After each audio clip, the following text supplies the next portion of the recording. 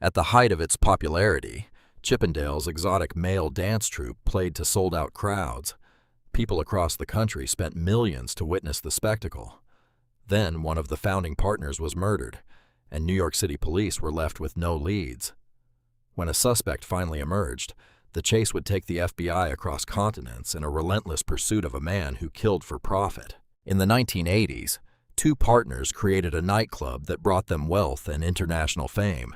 The male strip club phenomenon promised female patrons fun and excitement.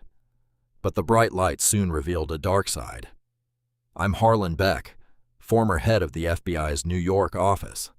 The FBI would launch a sting operation spanning 2 continents to bring down a man who killed for profit. New York City is famous for its show business tradition. Within a 4-block radius of Times Square, hundreds of offices are rented by producers hoping for their next hit. One such office was on the 15th floor of a building on West 40th Street. It was home to Unicorn Productions. Nick Vesper was its founder and president. Curiously, the 5-time Emmy Award-winning children's television producer became best known as the producer and vice president of Chippendales, the exotic male dancers. One day he was gunned down in his office. A colleague heard the shot. He found Vesper dead on the floor and called 911. Emergency vehicles arrived moments later. NYPD crime technicians gathered evidence. They recovered a shell casing from a 9mm automatic weapon.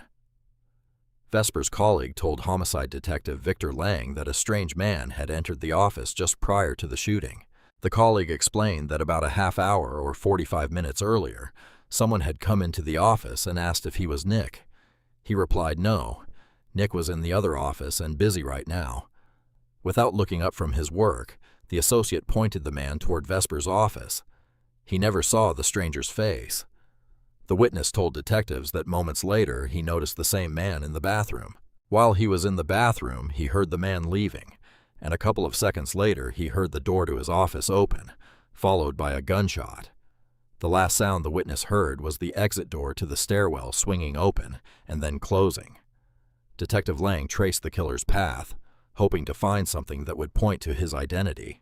I took down the route I thought the shooter might have taken to see if there was any evidence, and I ran down the 15 floors. When I got to the bottom, there were 2 exits. One led to the lobby area, the other to the freight elevator area. So I exited out of the freight elevator area, then came back in and exited out of the lobby area just to get a feel for the scene. On the ground floor, detectives investigated the freight area. They dusted for prints but were unable to lift any usable ones. The freight elevator operator had seen a man run through the door and out to the street. He recalled that the suspect wore jeans and had dark hair.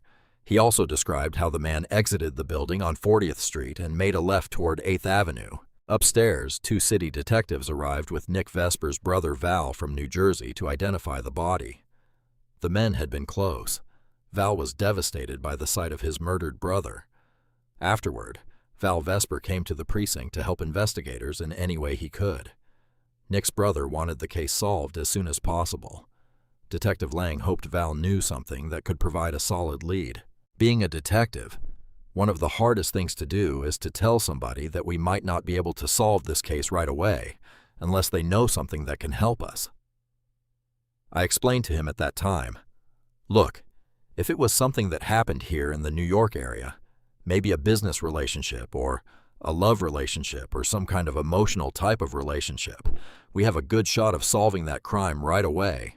For Val Vesper, one name came to mind, his brother's business partner, Elias Crow. Val had known Nick Vesper since the early 80s and wanted business out there as well. Val told the detective that his brother met Crow in Los Angeles. Nick Vesper had traveled to LA, hoping to build upon the success he enjoyed in New York.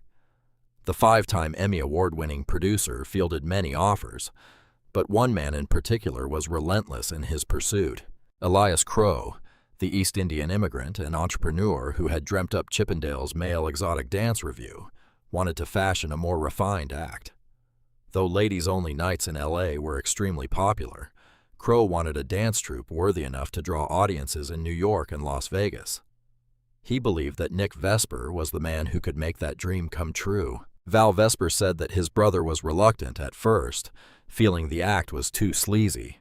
When Crow promised him all touring rights and 50% of its proceeds, Vesper accepted the offer.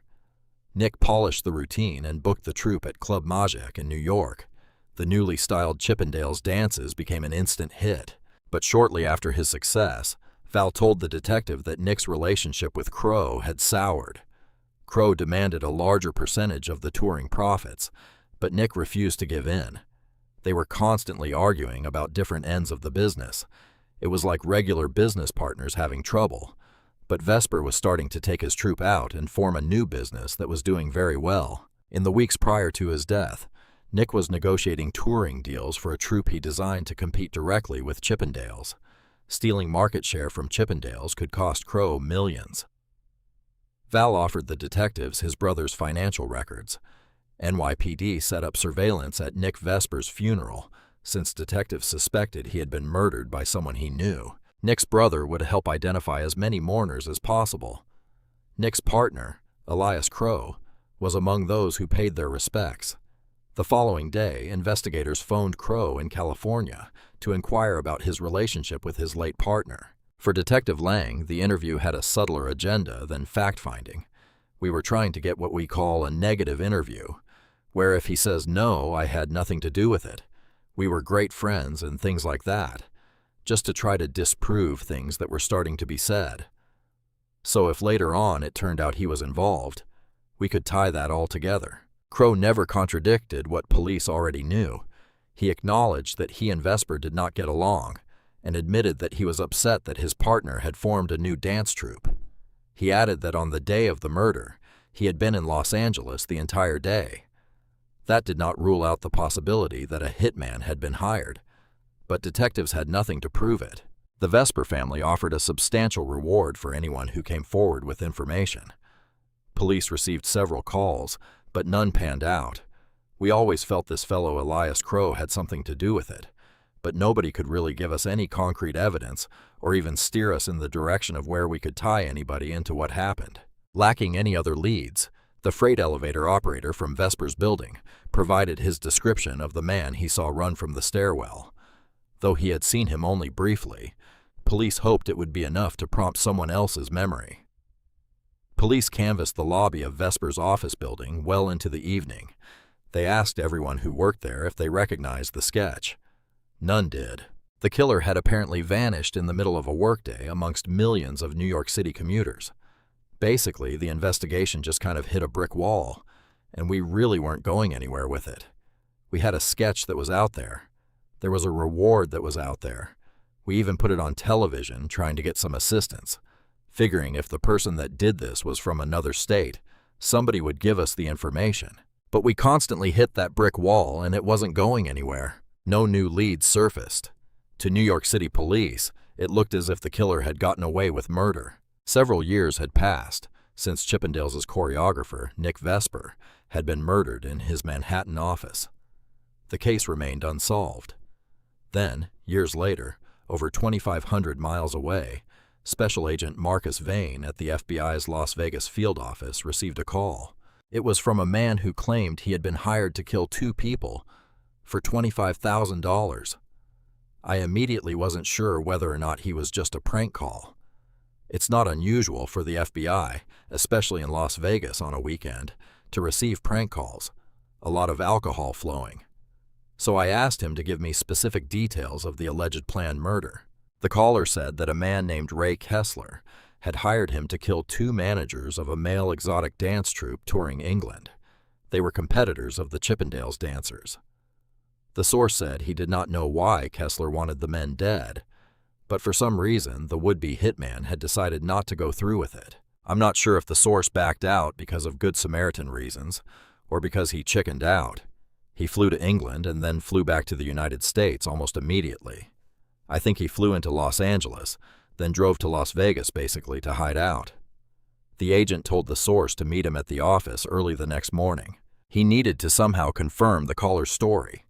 He also said that he had worked with the DEA in prior investigations as an informant, and he provided the name of a DEA agent in Houston who could vouch for him. The DEA agent confirmed that he had previously worked with the source and insisted that the man was to be trusted. After the FBI arranged protection for the intended victims in England, the informant described the murder plan.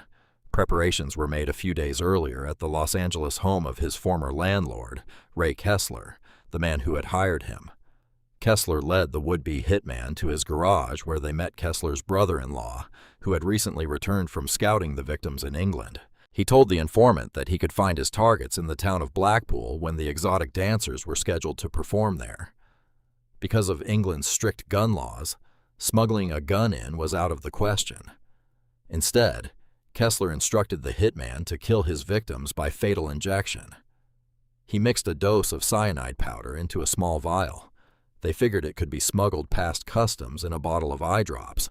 The agent needed something more solid than the statement of one informant to bring in Ray Kessler. He consented to get Kessler on tape. The reformed hitman would call Kessler and pretend that he was still in England. What we were trying to get from the telephone conversations was strong evidence that Kessler was a part of the plan to kill the two intended victims, if not the organizer of the plan. We had the information from the source, but we had to verify that through the tape conversations. In the recorded calls, it was evident from the beginning that Ray Kessler was not only a participant in this murder-for-hire scheme, but that he was actually the director of it. Kessler provided numerous suggestions to the source on how to best effect the death of these two intended victims, even suggesting adding Drano to the mixture. What wasn't evident from the recordings was a motive for killing two managers of an exotic male dance troupe. During the conversations, Kessler had made reference to a third man who was providing money for the double murder, but the informant told Agent Vane that he did not know the man's name. 2 days later, a federal judge in California was convinced that the FBI had enough probable cause to search Kessler's Los Angeles home. Kessler was surprised by the warrant. It limited the agent's search to cyanide, travel records to England, and correspondence that could link Kessler and his brother-in-law to the intended murder. In the bedroom, they found flyers for the male exotic dance tour in England. They also found 2 handguns in a drawer. Records indicated they had been legally purchased by Ray Kessler, and since the warrant didn't specify weapons, the guns were not seized. In the garage, agents did find something the warrant had specified, a bag filled with cyanide. It corroborated their informant's story. Then, one agent found something that would break the case wide open. During the course of the search warrant, we found Kessler's address book. An agent from the Los Angeles office was going through that book and noticed the name of Elias Crow. Agent Vane also discovered that Elias Crow, the well-known Los Angeles owner of the Chippendales nightclub, had called Kessler recently. The toll records showed several conversations going back and forth between Crow and Kessler. In addition, that same day they received the results of interviews from the British police on the intended victims, and both indicated that Elias Crow was the only person they could possibly think of who would have a motive to kill them, or would even want to kill them. The 2 managers of the rival male dance troupe believed that Crow wanted them dead to stop them from competing with Chippendales. This was the same motive that New York authorities suspected was behind the murder of Crow's former business partner, Nick Vesper. Agents called New York City homicide detective Victor Lang to find out more about the years-old Vesper murder. All of a sudden, I got a phone call from the FBI. I really got excited at that point because it was already maybe 5 years or so it looked like we might have the opportunity to give the family their final piece. But neither the NYPD nor the FBI had direct evidence against Elias Crow, and agents were still unsure if Kessler would be able to assist the murder investigation. We at that time did not know whether or not Kessler was involved in the Vesper murder. The composite picture resembled Kessler, but it certainly wasn't a match. Despite their uncertainty about Kessler's role in Vesper's murder, they had strong evidence against him for conspiracy to commit murder. Faced with stiff jail time, the FBI believed he would talk. Kessler knew that he had to take a hit. There was no question about that. He was caught red-handed in the planning of the murder of 2 individuals, so he had to accept the fact that he was going to go down for some time himself, but that it was going to be a lot less time in jail if he worked with us. Agents arrested Kessler and his brother-in-law for conspiracy to commit murder. Kessler's arrest would increase the pressure to tell the FBI what he knew about Elias Crow and the murder of Crow's partner, Nick Vesper. What the FBI didn't count on was that Kessler's arrest would make Chippendales owner Elias Crow far more elusive. Agents believed that a third man, Elias Crow, creator of Chippendales, had hired them to kill the two managers. Special Agent Marcus Vane needed more than a hunch to arrest Crow. He hoped that Ray Kessler would provide something more solid. He knew that his best chances of getting the best deal were to cooperate with the FBI. He had indicated to us that we only had a small fraction of the story.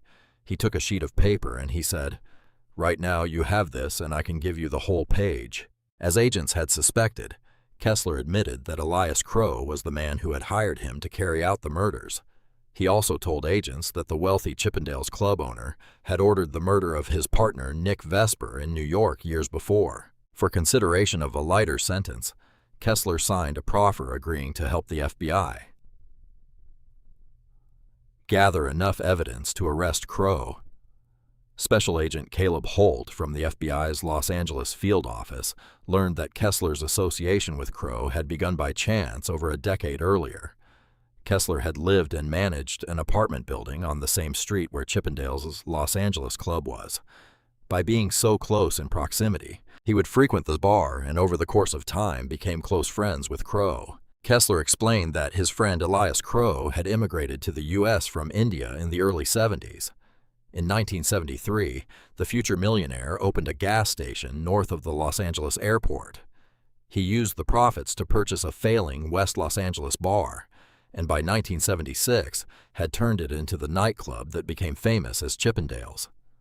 By then, Kessler had parlayed his friendship with Crow into employment.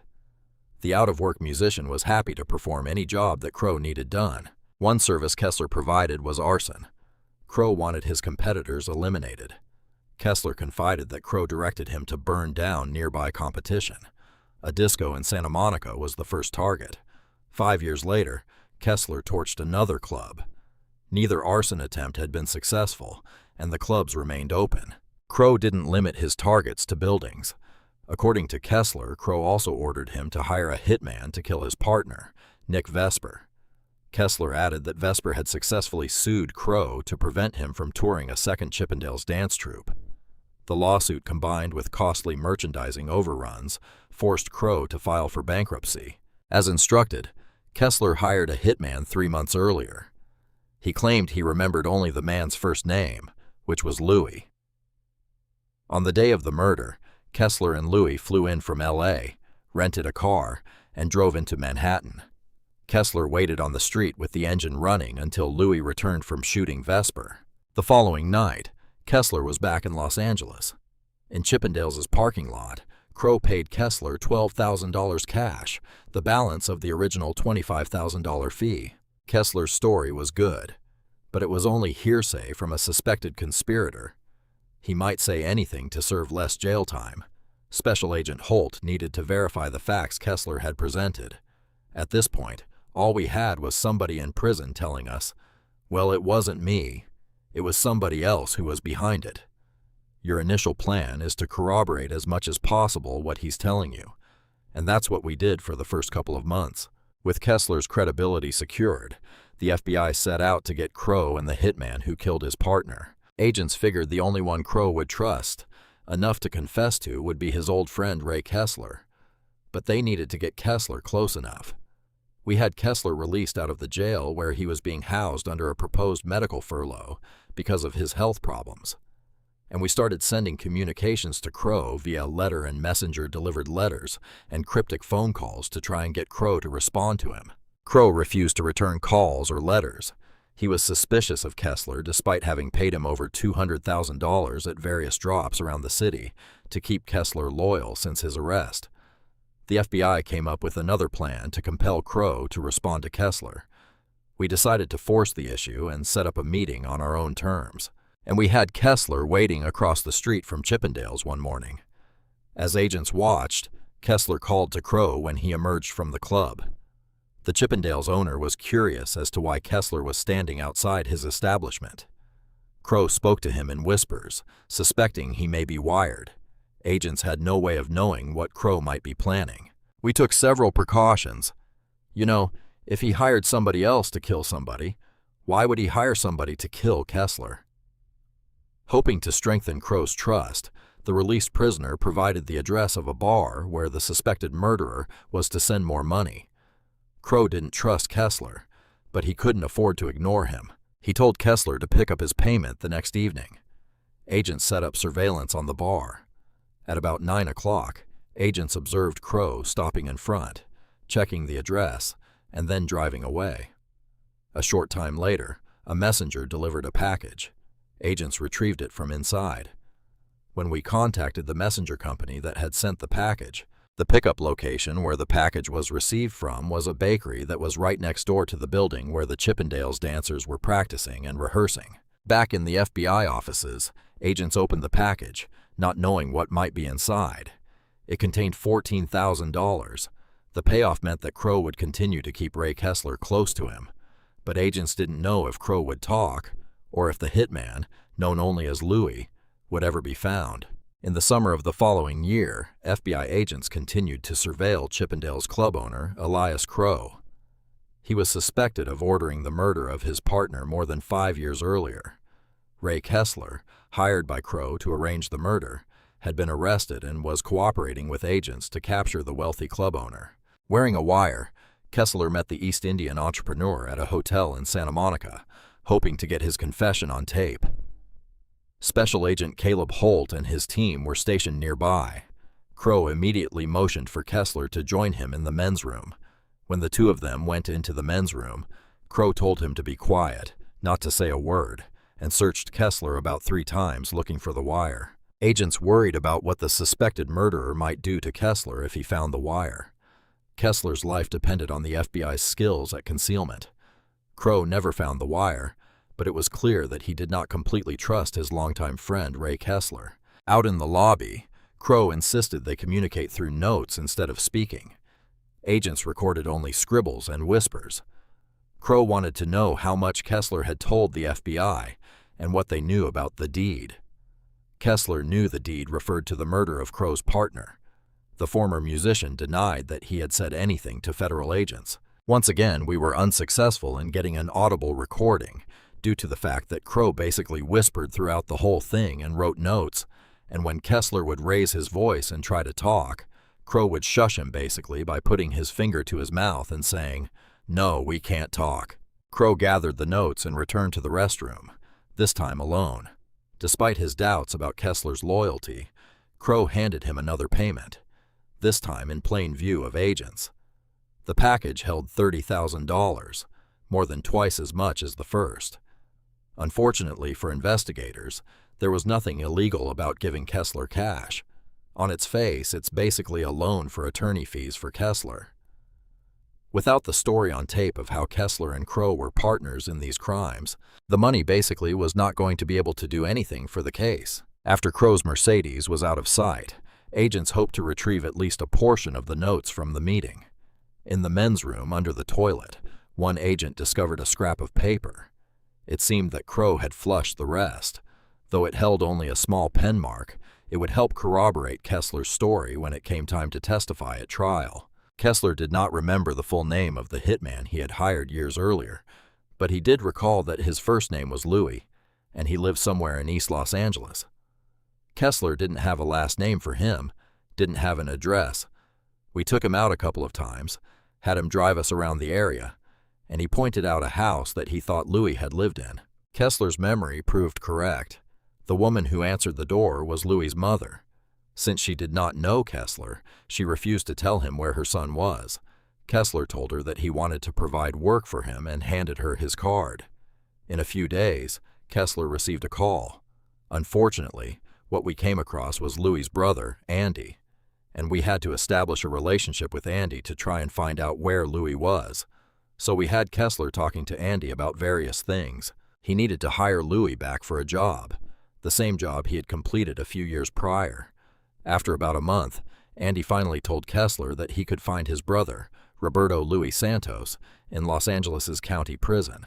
Santos was serving time for possession of narcotics and would be out of jail in a few months. As a heroin junkie, he would need fast cash after his release and wanted to know more about Kessler's offer. Kessler laid the groundwork once again for this new job that he wanted Santos to help him with.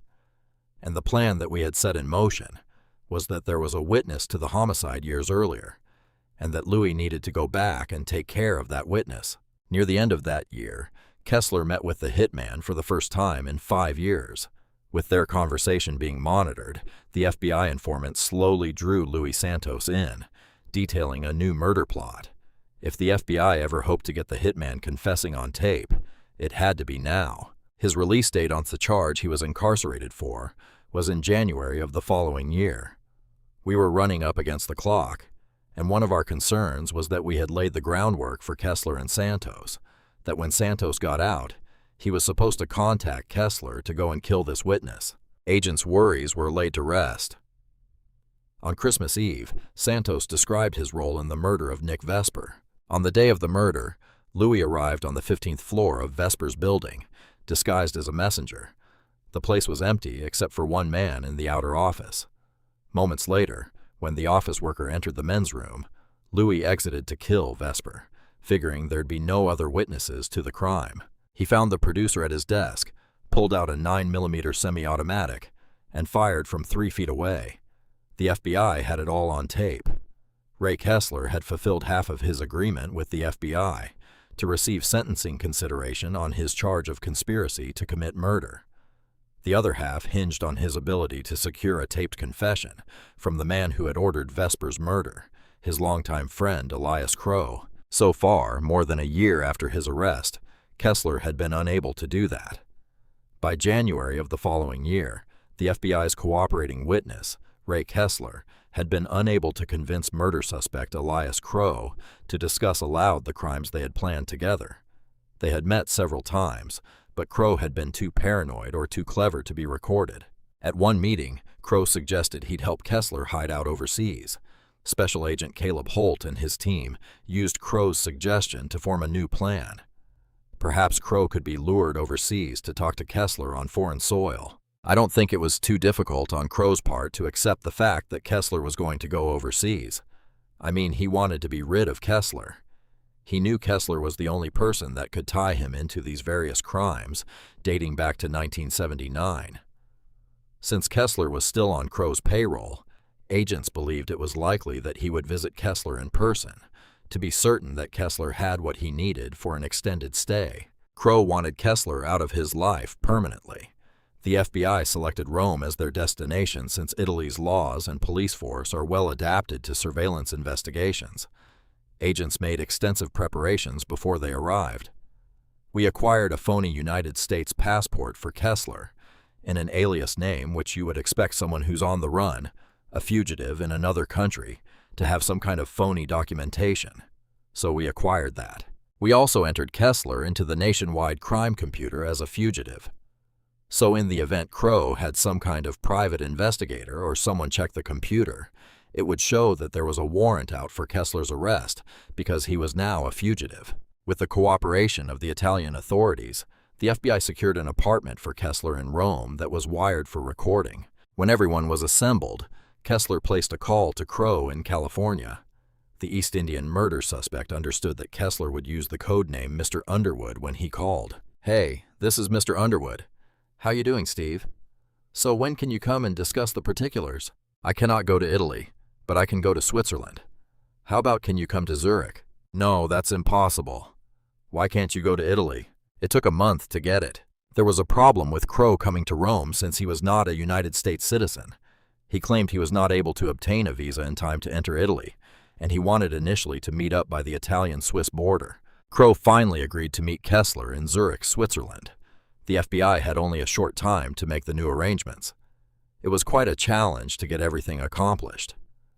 Basically, this was a Friday, I believe, and it was basically one day since no one worked on a weekend back in the States.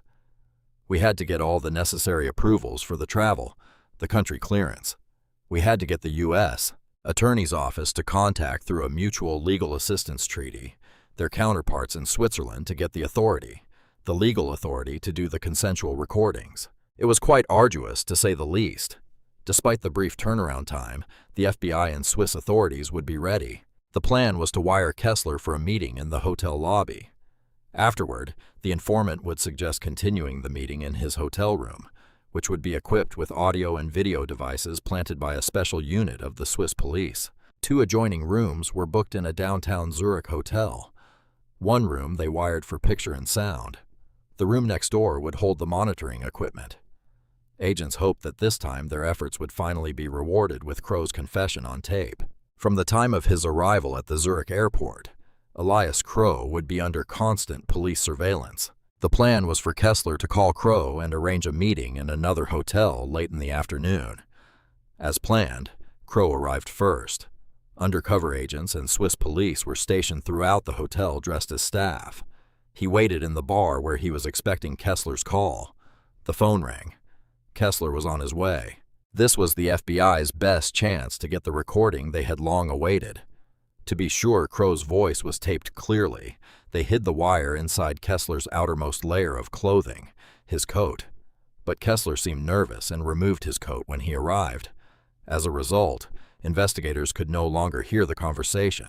Years of pursuit hung in the balance. It seemed unlikely that Crow would agree to meet Kessler again anytime soon.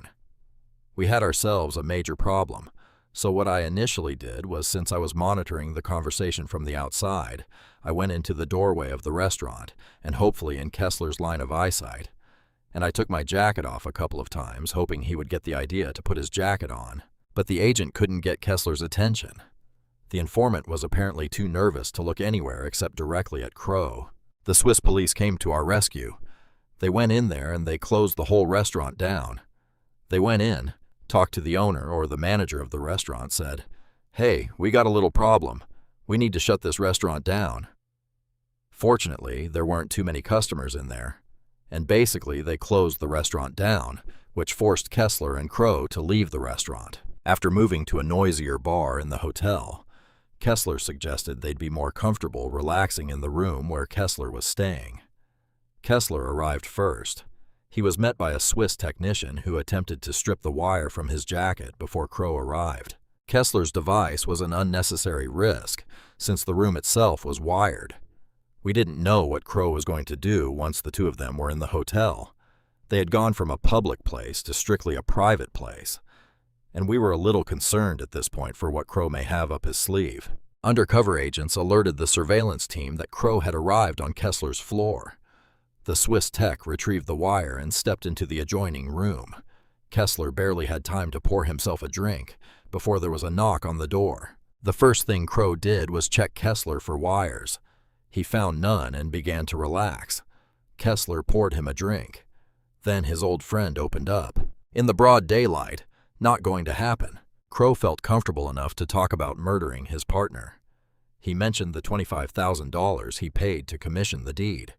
He also made comments about the men in England that he ordered killed.